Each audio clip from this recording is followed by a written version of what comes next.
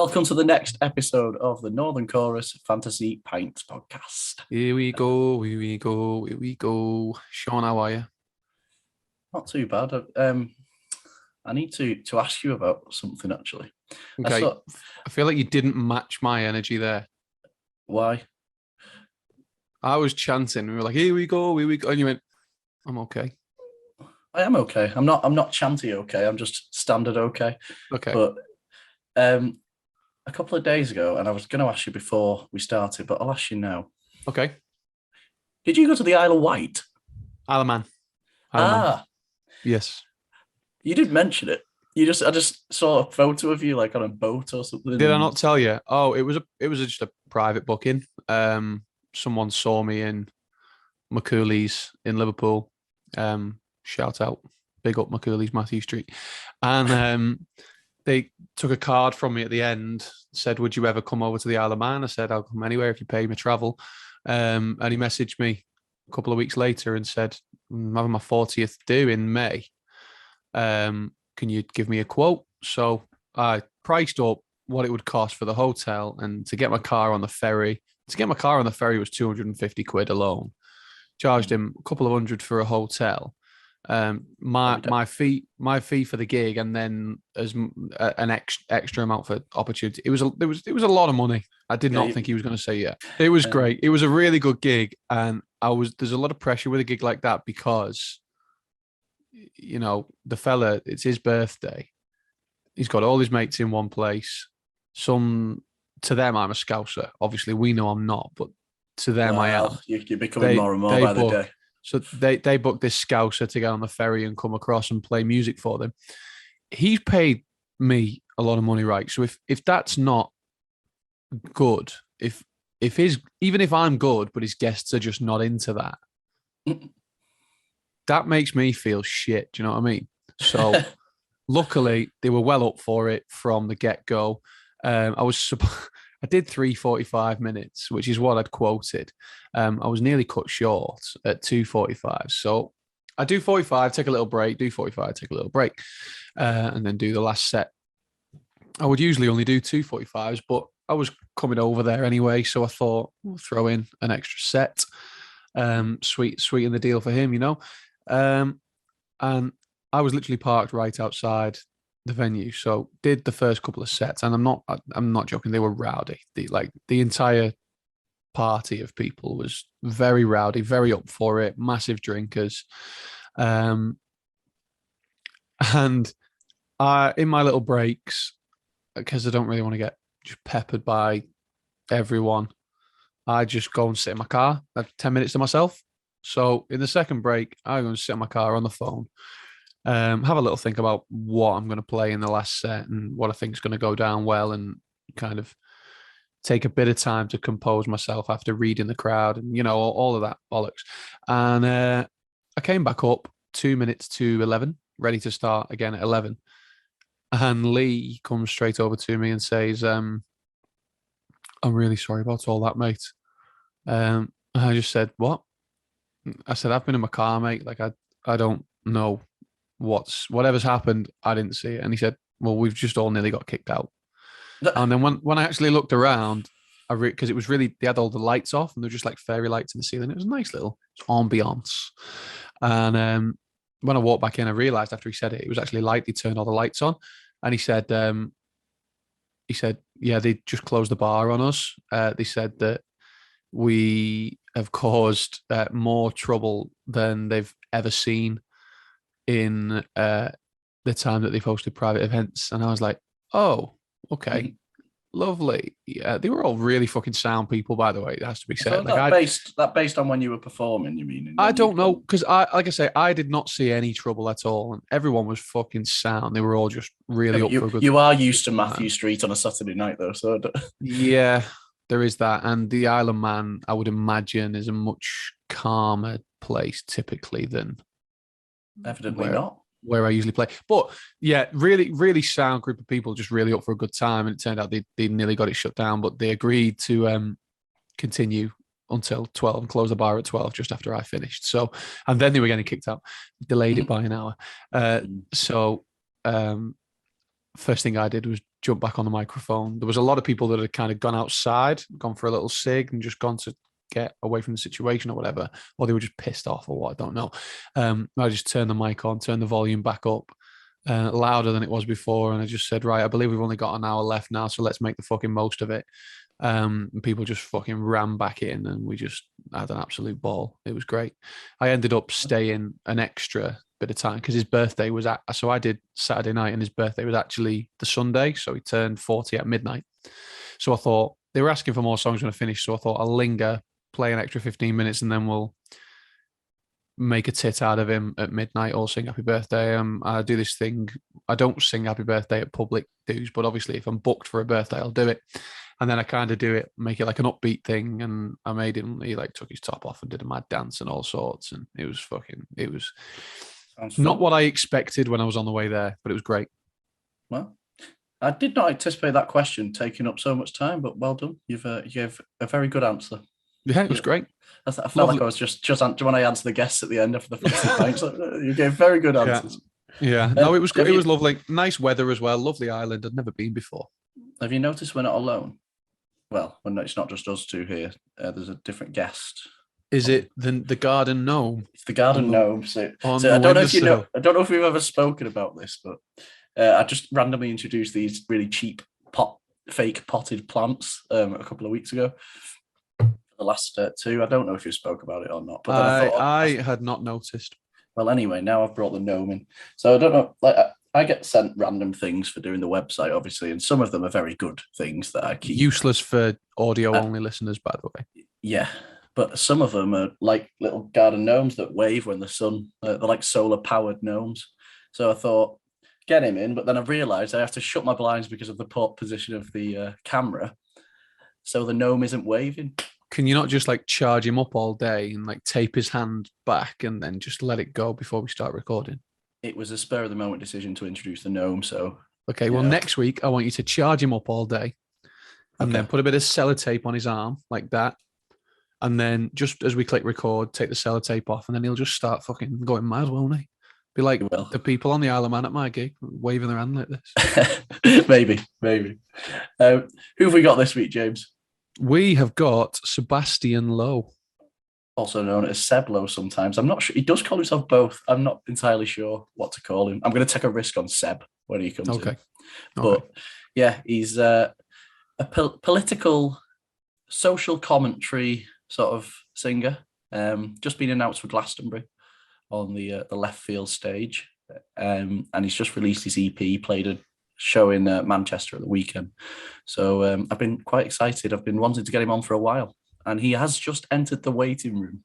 Excellent. That is great timing. In which case, let's get him in and have a nice little chat with him. And we shall. And we're joined this week by an up-and-coming singer-songwriter from Saddleworth. It's Seb Lowe or Sebastian Lowe. Which one do you prefer? We'll go with Seb Lowe, yeah. Oh, there we go. See, we had a little debate before this came on, and then I did say I was going to go with Seb, and then I panicked and went twice. But how are you doing? I'm good, mate. How are you? Really good.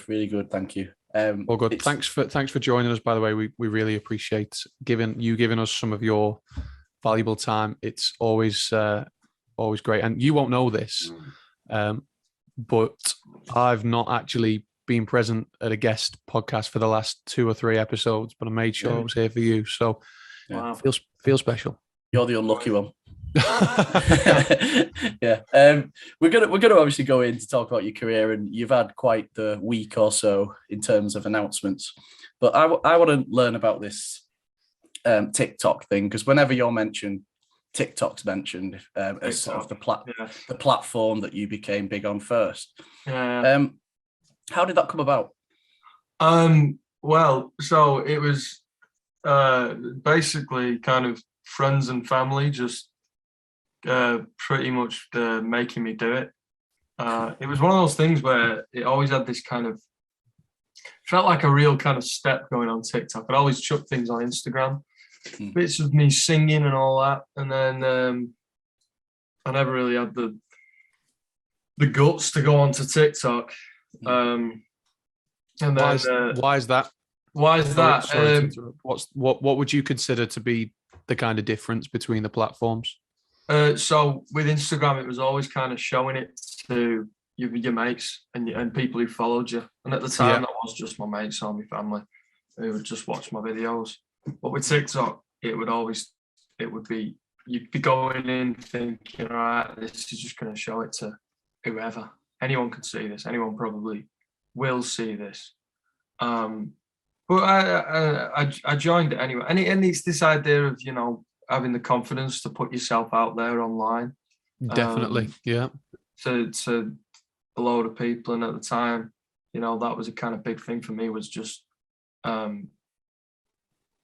gaining that confidence to chuck stuff I'd written out there online. But I did it anyway. And it started out, the first kind of few videos I made, I was really sort of, you could even tell just recording in front of the camera that I was like nervous to just record myself. I was like straight face and all that. And then as it went on, the confidence kind of built up, and especially with the fact that a couple of the videos did well. That was what felt like quite a long process, but it was quite a short process at the same time. Yeah, well, it certainly did get big because you're on 250,000 followers. I think they're called followers. I don't have TikTok myself, but I assume it's similar to sort of Twitter and everything. Did I read you also signed to a label that was like four people who got famous on TikTok? This is going to get clipped. This is going to get clipped, by the way. Young genius teaches old bats how social media platform works. Good. So it's not like a record label. It's like it's sort of a distribution service. So I don't actually know exactly what the roles are. I'm completely new to this. It's almost like sort of just, that sounds music industry-ish. I'll go for that. So I'm on this thing. It's called Sound On, and it's a sort of distribution service that is quite involved with TikTok as a whole. So you took it from TikTok, and it has now turned you're well ingrained now into the sort of music industry as well. So we'll talk about the EP you've just released. The other half. What's that all about? Well, it's kind of this sort of jumping about of different things which I would say that I think about. That's sort of lyrically speaking. It's a bunch of tunes, some of which are quite TikTok inspired. They've got that very, very quick political thing going on. And that's, you know, quite obvious in like Rat Shit. In fact, I'd say 4 out of the 5, it's very TikTok-y. I mean, Rat Shit's a little bit different. It's a bit slower, but it's still got those themes. So it's tackling various different things. I've got a song that's all about conspiracy theories and how stupid they can sometimes be. I think I was listening to that. And how damaging it can sometimes be.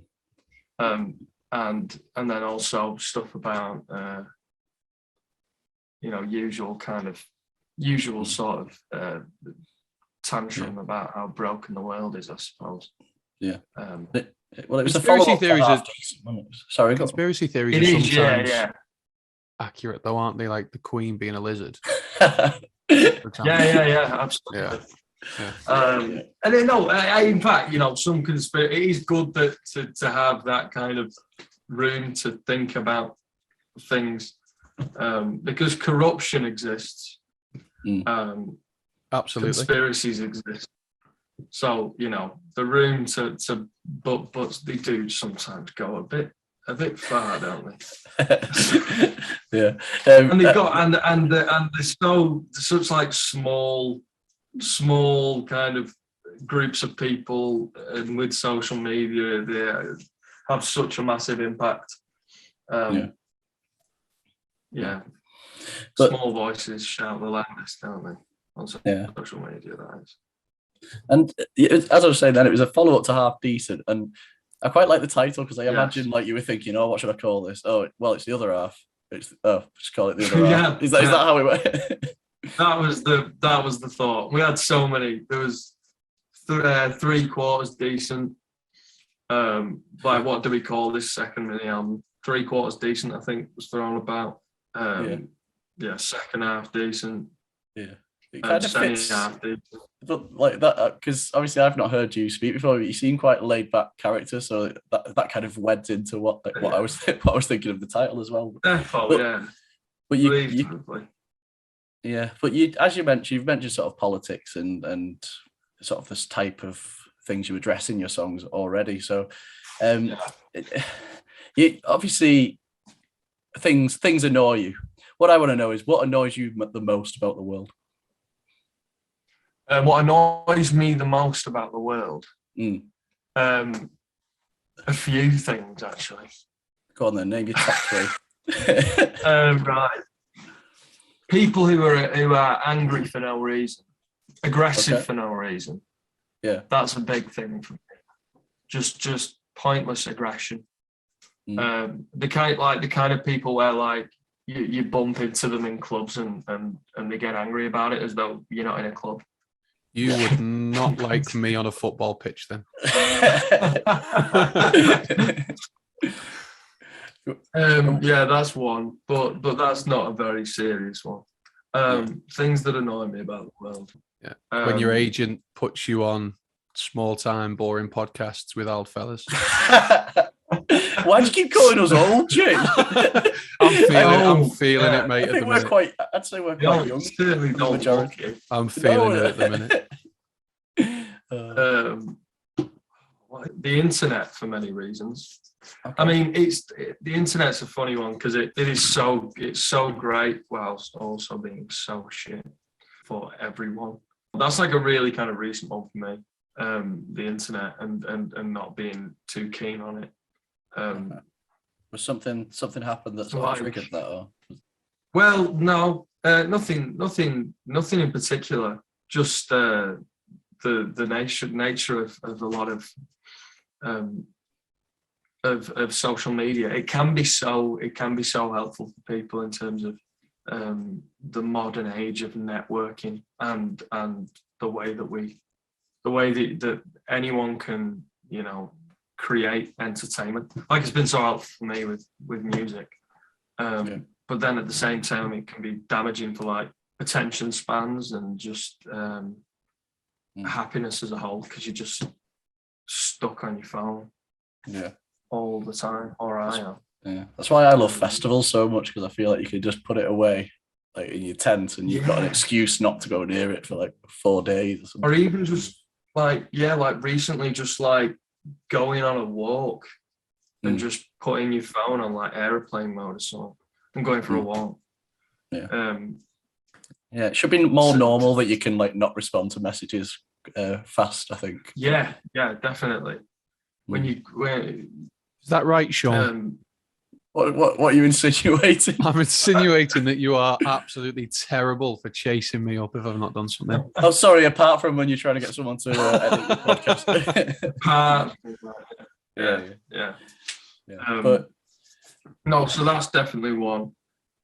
And I'd say a final one is expectation. That's just come to me then.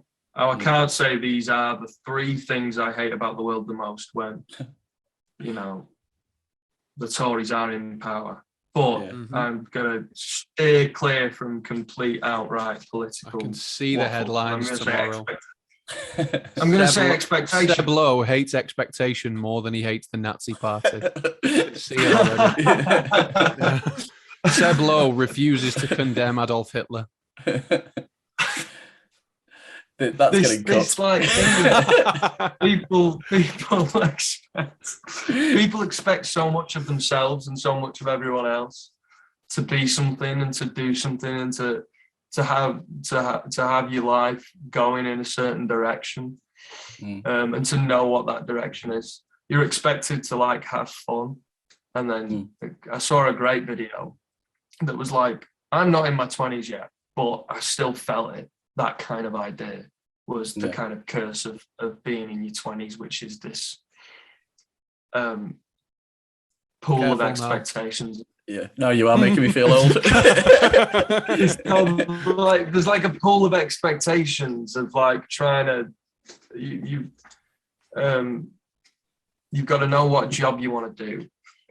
You've got to be working hard to get that job, and then you've also got to be making sure that you don't work so hard that you can't have fun with your friends, and you're expected to have all of these friends as well. And it's why so many people are so depressed at that age. And I think expectation and searching for like happiness is just like so kind of damaging, because when you don't achieve expectations, and you never will, because with every expectation is more expectation. So yeah, there we go. Expectation. That's a good answer. That's not. That's a great answer. Well, just so you know, I'm going to clip that. Yeah, I'm going to clip that, save it to my phone, listen to it a million times, and write a song about it before you can. There we go. Yeah. And I've been trying it. To be fair, I've been trying to write songs which I like about just about life in general, than less about kind of specific kind of events and injustices. Just sort of. But songs about life. Living. But that way of writing has served you well so far, and it's caught the attention of a certain Billy Bragg, who is also. Does he curate the left field stage at Glastonbury where you've just been announced? He does, yeah. He plays there and he looks after it. He curates it. Yeah. So what you're playing Glastonbury, like, what does that sound like to you to hear someone say? Fucking mad.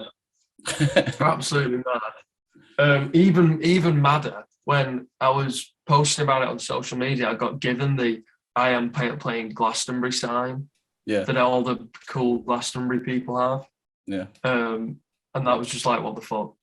I am playing Glastonbury. Yeah.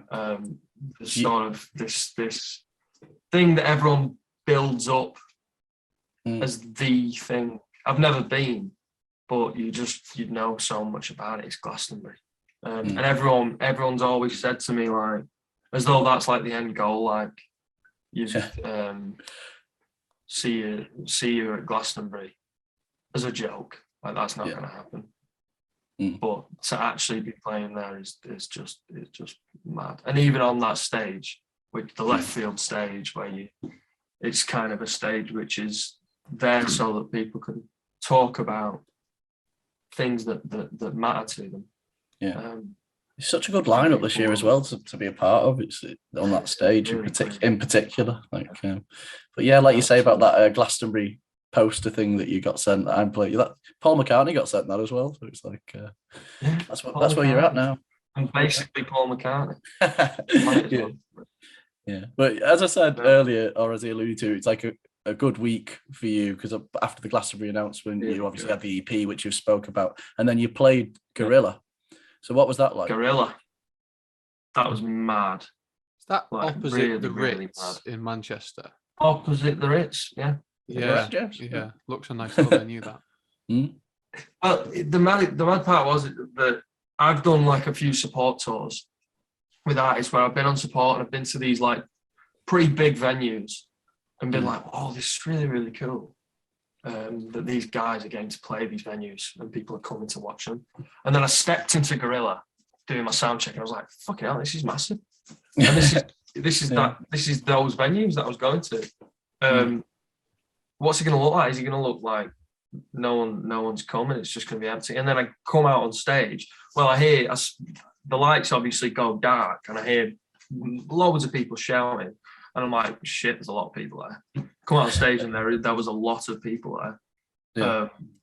And I think I spent the gaps in between every song just saying thank you about 5 times to the people who were there. Just talking about how completely overwhelming it was. because it was. And I remember I come off stage and my dad was like, you know, that was good, that, but you know, you could do with being a bit more cool. You could do with not acting so kind of shocked. I'm like, well, I am. Yeah, that'll come with time, I'm sure.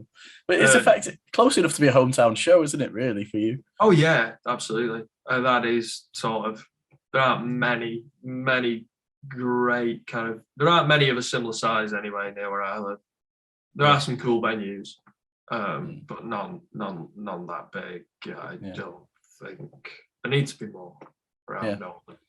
But I don't know who you support football-wise, but I have to go to unfortunately, I have to go to Old Trafford quite a bit. And I don't know if you know, but you've been making the halftime playlist quite a bit there. Yes, yeah, that's another crazy thing. And I do support United, so it's fitting. Good. There we go. That's a really yeah. No, I'm not like diehard football fan, but you know, my whole family is, and by virtue of that, I'm a United supporter. It's a great platform, though, isn't it? Yeah. What's that? Sorry. That's a great platform. Your songs are being played to tens of thousands of people. Yeah, and I mean, football is just huge, isn't it? Yeah. I know. I know so many artists who, their starting point was football. Football fans getting a hold of their songs, and look at Jamie Webster. Jamie Webster, yeah. Lewis Dunford, who's just had the Arsenal. Yeah. So I was on Sports Hall with him, and you know, his life is out. Looks like it's completely turning upside down for the better. Definitely. Yeah. But I remember at the games, me and my mate used to have a thing saying, guess the indie artist at half time. It's like, and then I think you're the safest bet at the minute, so you're going well. But yeah, moving on to the theme of the podcast, which is, I think you've had about 25 minutes warning of this, but we ask every guest for 3 musicians, past or present, that they could spend an evening with, get to know over a nice drink. Cool. Who would your first choice be and why? First choice, The Necklace, David Bowie. Okay, nice. Yeah. What's about Bowie? He's just a genius, I believe. Proper in the purest sense of the word, and that word does get like thrown about. But he's. I think he's a genius. Yeah, it actually links back to your internet thing earlier, doesn't it? Because he made some comments really, really early on about the internet. And he was so just like, he used to just challenge people. I saw a video of him speaking to what was it? Was it MTV? About, and this was ages ago. About kind of representation in you know, of all kind of cultures on TV, and him really, really challenging that at a time when that wasn't like so popular to challenge. Yeah. You know, he was and it's a shame because I only ever kind of got into his music after he died. My mum was always really into him. And always had tried to get me into him, but I was like young and didn't really care that much for it until recently. Better late than never, though. Better late than never. Yeah. But yeah, definitely David Bowie. Yeah. And who's joining him at the table? Who's your second choice? Who's joining him? Yeah, that's one thing we should clarify as well. All 3 of your guests are going to be around the same table. This is not 3 individual meetings. This is one meeting. With 3 one meeting with all of them. Yeah. Yes. Yeah. Right. Okay. You've got to think about how your guests are going to interact as well. How they're going to interact. So, right. This is Sinead O'Connor, probably. Okay. A debut for Sinead O'Connor on the podcast. That is definitely a debut. Yeah. Wow. It's a debut pick. You don't get a prize Bowie for that. Popular choice. Bowie's relatively popular. Yeah, I think he's been on a couple. He's not as many times as he should have been, but he has been picked. Yeah. So go on. Why Sinead O'Connor? Why Sinead? Similar reason.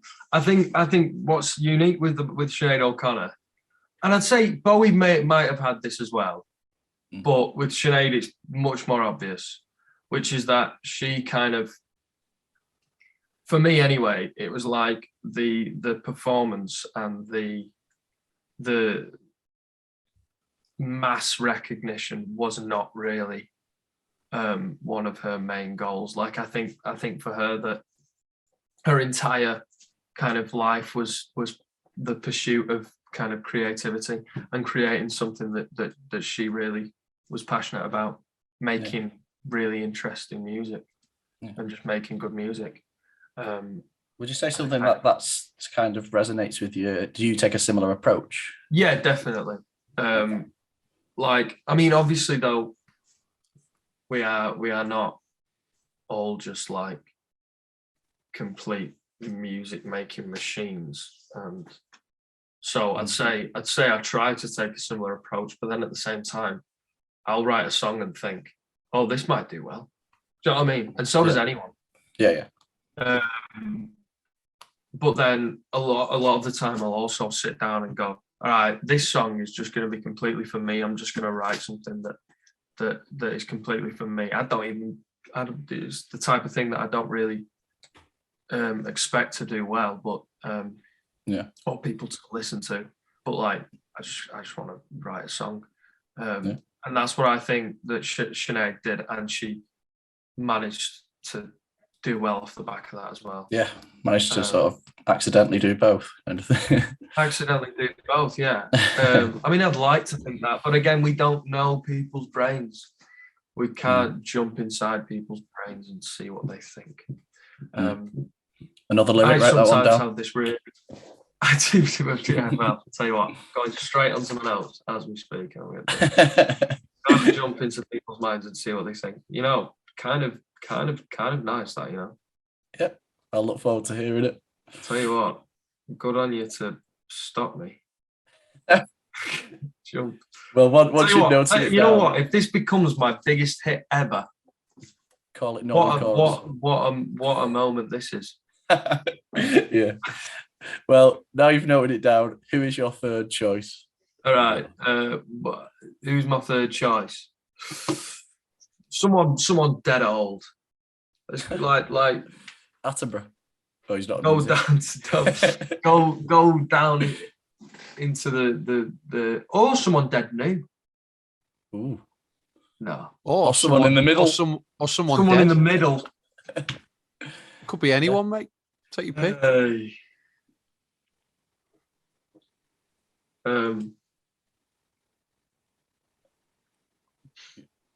David Bowie, Sinead O'Connor, and Ricky Gervais would be a good pick because he gets on with Bowie like a house on fire, doesn't he? Yeah. He's got an album, hasn't he? Well, Brent has. He gets Life on the Road. He calls him Bowie though. He calls him Bowie. He does, yeah. But they were very good mates, weren't they? Is it Bowie? Is it Bowie? I thought Bowie had said it was Bowie. I've always said Bowie. Yeah. Well, was it Bowie said it was Bowie, or was it Bowie said it was Bowie? I thought it was Bowie said it was Bowie, but Ricky Gervais insists it's Bowie, which has always confused me. And Ricky Gervais does claim to be kind of the super fan of David Bowie, doesn't he? He does. Yeah, he does. But we'll call him Bowie nonetheless. So, who is your third? Who is your third choice? Cat Stevens. Okay. Nice. Yeah, Cat Stevens. Another debut. Really? Yeah. Cat Stevens. Yeah. Because his lyrics are just beautiful. Simple. Yeah, they are. Really beautiful. Favorite Cat Stevens lyric? Well, Not heard that one. Favorite Cat Stevens lyric. It'll be in Hard-Headed Woman probably. Okay. Because that whole song. I know many fine feathered friends, and their friendliness depends on how you do or who you know. It swaps around. Are you writing that down? I'm looking it up. Oh. I was going to say, yes, you can't say that one. I know many fine feathered friends, and the friendliness depends on how you do. Yeah, there we go. Like that choice. It's got some lovely kind of poetic-y bits in there with the old alliteration. Good. And he was all about that. It was one of the first songs I ever learned to play on guitar was Father and Son. Oh, classic. Which is a great tune. Indeed. And I think Hard Headed Woman is one of the best songs ever written. Yeah. Three solid choices. Two debuts. Not sure how they get on though. Well, so let's picture it then. You've got Seb Lowe, David Bowie, Cat Stevens, Ricky Gervais. No, sorry. Ricky Gervais is shouting through the window every time you call him Bowie. He goes, Bowie! He's under the table. Yeah. And Sinead O'Connor around a table in what setting? In what setting? It would probably be somewhere really kind of quite like obnoxious, like in a forest or something. Okay. And I don't mean that as like an insult. No. Oh, get it? Absolutely get it. Now, it's fantasy pints, but they don't have to be drinking pints. They could be on cocktails or vino or whatever. You're going all the way. You asking? Oh yeah, we're going all the way with this one. I'm making some serious assumptions about these people. Let's do it. Now, the reason I've asked Sean is because we've had this exact discussion previously with a different guest about Bowie and his choice of drink. So I want to see if Seb's opinion on Bowie's choice of drink lines up with a previous guest's opinion on what Bowie would be drinking. What would he be drinking, David Bowie? Yeah. What do you think he'd be having? He could have any alcoholic beverage of his choice. Do you remember what the previous answer was, Sean? No, I was hoping you did. I do. Yeah. Okay. You do remember what the previous answer was? Yeah. I remember I was out not too long ago in London, and there was this guy drinking. There was this guy drinking gin and tonic out of a wine glass. Okay. And it had a certain kind of aura about it. Now, I wouldn't be shocked if David Bowie would drink gin and tonic out of a wine glass. Yeah, not even though there is something quite like kind of like I've used the word twice now, kind of obnoxious about drinking gin and tonic out of a wine glass. There is also something quite cool about drinking gin and tonic. Yeah, elegant in it. It's a bit elegant. Yeah, a bit elegant. I can't remember who we had this discussion with. I think I've remembered now. Their opinion was a very elaborate fruity cocktail. Yeah, you say like with sparklers or something. Yeah. I think it might be gin. I can see that as well, actually. There's a lot of sides to David Bowie, isn't there? Yeah. And then also probably just beer in the purest sense. I won't be surprised if we just a nice bottled beer. Yeah. A little Madri or something like that. Yeah. Oh. I've never had a Madri. Why does everyone keep going on? That's the Nando's beer, is a great lager. Is that the Nando's lager? Do they sell it in? No, that's Modelo. I think they sell in Nando's. I don't know. Everyone keeps going on about Madri, and I've never had it. I can't imagine it tastes much different to other lagers. Lager's lager. Where's it from? Madrid, Spain. I think. Yeah. Right. But yeah, good solid choices. But on a final note, then, what is in store for Seb Lowe in 2022 and beyond? Who knows? Just music, probably. I want to get as many songs as possible out and recorded. That's the funnest part. Yeah. The most fun part is just like writing songs and getting them released.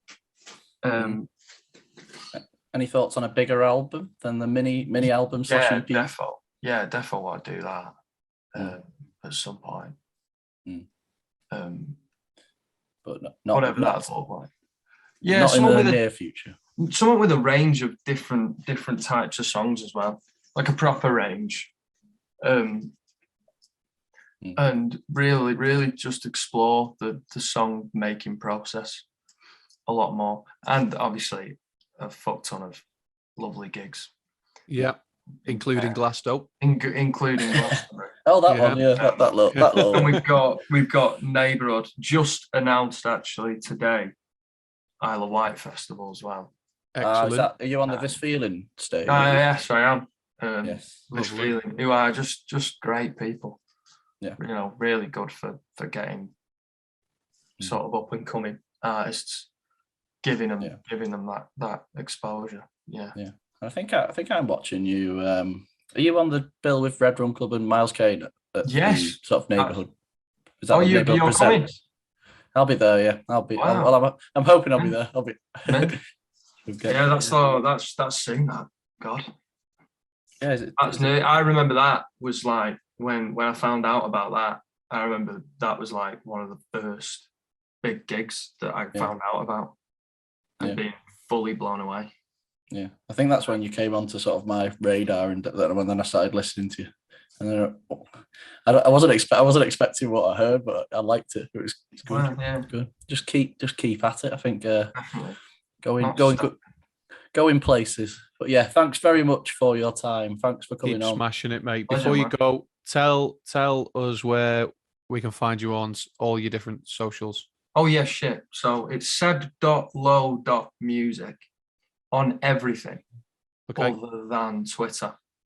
And on Twitter, it's seb_low_music, which is so frustrating. But they don't let you do dots on Twitter. Yeah. Right. Yeah. I didn't know that. Yeah. But yeah, thanks very much. Thank you so much, guys. I'll see you at the Neighbourhood Presents gig. See you there. Cheers. Yeah. Cheers. Thank you very much. Take care, mate. Enjoy it. See you later. Bye. So that was Seb Lowe and your first podcast back for a while. It's good to have you back. It was a good one to be back for. I thought he was great. Yeah. He was really, really nice lad. And insightful. Very insightful, very deep thinker. You can tell. You can kind of see the cogs turning with every conversation that he has. It's almost like every conversation he has and everything that he says, he's thinking about song lyrics in his head. Yeah, and then writing them down. Yeah, I hope we get credits for that, even though I think it was him that said it. But I think we just definitely was him that said it. But we coaxed it out of him, Sean. So propelling DJs' careers and co-writing young artists' hit singles as well. Indeed. He was a really nice lad. Well, we should be back at some point. Do you want to do the socials? Yeah, let's do it. We can find us on Instagram at Northern Chorus, Twitter at Northern Chorus _, Facebook at Northern Chorus UK, www.northernchorus.co.uk. And Sean, is there anything running on there at the minute? There may be a couple of interviews with some of the Neighbourhood Weekender artists. Excellent. And also, there's a few stuff in the pipeline. I don't want to say them in case they don't happen and then this podcast gets released. So something will be there. There'll be something on there. Lovely. There'll definitely be a quiz of some form. There's quizzes every week. Good stuff. Let me also, I've just remembered, in the last episode's intro and outro, we spoke about my soon-to-be attendance at the Ritz for Ryan McMullen and Larkin Poe. Okay, but you are on limited time, so you need to sum it up firstly in 5 words. Ryan McMullen is very talented.